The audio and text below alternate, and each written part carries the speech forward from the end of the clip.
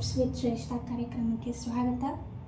ಇವತ್ತಿಂದ ಪ್ರತಿದಿನ ಒಂದು ಶುಭ ನುಡಿ ಅಥವಾ ಶುಭೋದಯಕ್ಕೆ ಕಾಯ್ತಾ ಇರಿ. ಬಿಕಾಸ್ ದಿನ ಬಂದು ಒಂದು ಶುಭ ನುಡಿನ ನಾನು ನಿಮ್ಗೆ ಕೊಡ್ತೀನಿ.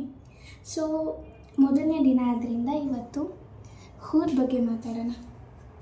ಹೂವತ್ತು ನೋಡಿ ಎಷ್ಟು ಮೃದು ಅಲ್ಲ. ಈ ಹೂವನ್ನು ನೋಡಿದ್ರೆ ನಿಮಗೇನು ಅನಿಸುತ್ತೆ? ನನಗಂತೂ ಇಷ್ಟೇ ಅನಿಸೋದು. ಹೂವು ಯಾವಾಗಲೂ ನಗ್ನಗ್ತಾ ಇರುತ್ತೆ. ಹಾಗೆ ನಮ್ಮ ಜೀವನದಲ್ಲಿ ಕಷ್ಟ ಬರಲಿ, ಸುಖ ಬರಲಿ, ಸಂತೋಷ ಇರಲಿ, ದುಃಖ ಇರಲಿ, ನಗ್ನಗ್ತಾನೆ ಇರಬೇಕು ನಾವು ಕೂಡ. ಮೊಗ್ಗು ಅರಳಿನ ಸುನಕ್ಕಿತ್ತು, ಜೇನಿಗೆ ಪ್ರೀತಿ ಹಂಚಿತು, ಬಿಸಿಲ ಬೇಗೆಗೆ ದೂರಲಿಲ್ಲ, ಮಳೆ ಹನಿಗೂ ಸೋಲಲಿಲ್ಲ. ತನ್ನನ್ನು ಬೆಳೆಸಿದ ಪ್ರಕೃತಿಗೆ ವಂದನೆ, ಸಂತಸ ಹಂಚುವ ಒಂದೇ ಯೋಚನೆ. ಕಿತ್ತರೂ ಮುನಿಸಿಲ್ಲ ಆ ಕೈಗಳ ಮೇಲೆ, ನಗುತ್ತಲೇ ಮುಗಿಸುವುದು ತನ್ನಯ ಲೀಲೆ.